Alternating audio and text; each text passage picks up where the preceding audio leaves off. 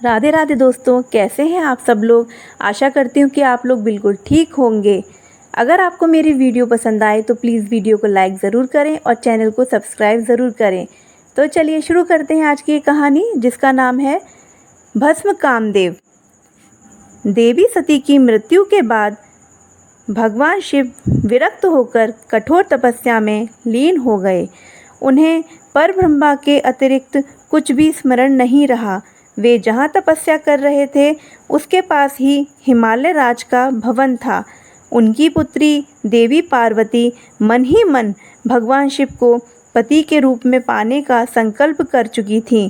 उन्होंने अनेक वर्षों तक भगवान शिव की पूजा आराधना की, किंतु वे जागृत ना हुए।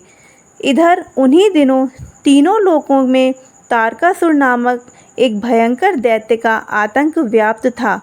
उसे ब्रह्मा जी ने वरदान दिया था कि उसकी मृत्यु केवल भगवान शिव के पुत्र के हाथों ही होगी, क्योंकि देवी सती दक्ष की यज्ञ अग्नि में जलकर भस्म हो गई थी और महादेव तपस्या में लीन हो गए थे।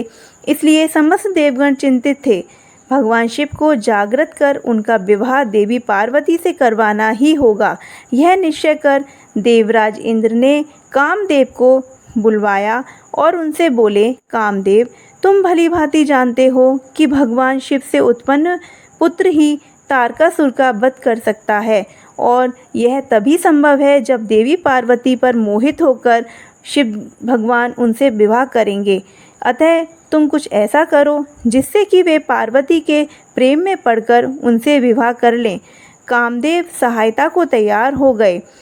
उन्होंने शिवजी के चारों ओर बसंत ऋतु का प्रसार कर दिया। सब ओर फूल खिल गए, सुगंधित वायु बहने लगी, पंछी चहचहाने लगे, वातावरण बदल गया और महादेव का ध्यान भंग होने लगा। उनके मन की एकाग्रता टूट गई। तभी उनकी पूजा आराधना करने के उद्देश्य से पार्वती भी वहां पहुंच गईं। उनकी दृष्टि जैसे ही पार्वती पर पड़ी, कामदेव की प्रबल शक्ति के कारण उनके मन में प्रेम उत्पन्न हो गया।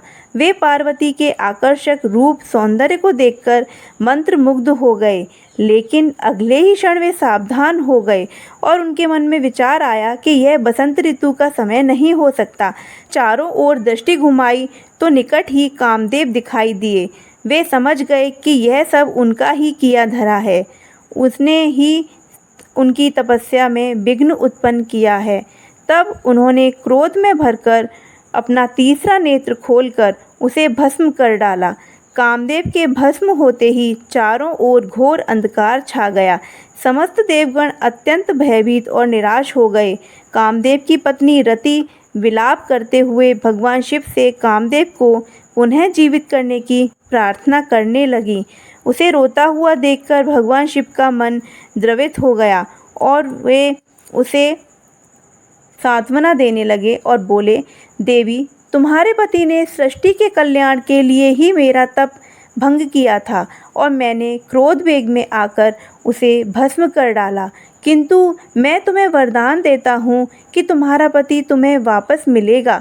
द्वापर युग में जब भगवान श्री कृष्ण धरती पर अवतरित होंगे, तब उनकी पत्नी रुक्मिणी के गर्भ से कामदेव पुनः उत्पन्न होगा।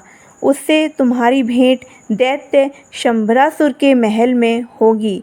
यह कहकर भगवान भोलेनाथ अंतर्ध्यान हो गए। वरदान स्वरूप कामदेव अगले जन्म में भगवान श्री कृष्ण और रुक्मिणी के पुत्र के रूप में उत्पन्न होकर प्रद्युम्न नाम से प्रसिद्ध हुए।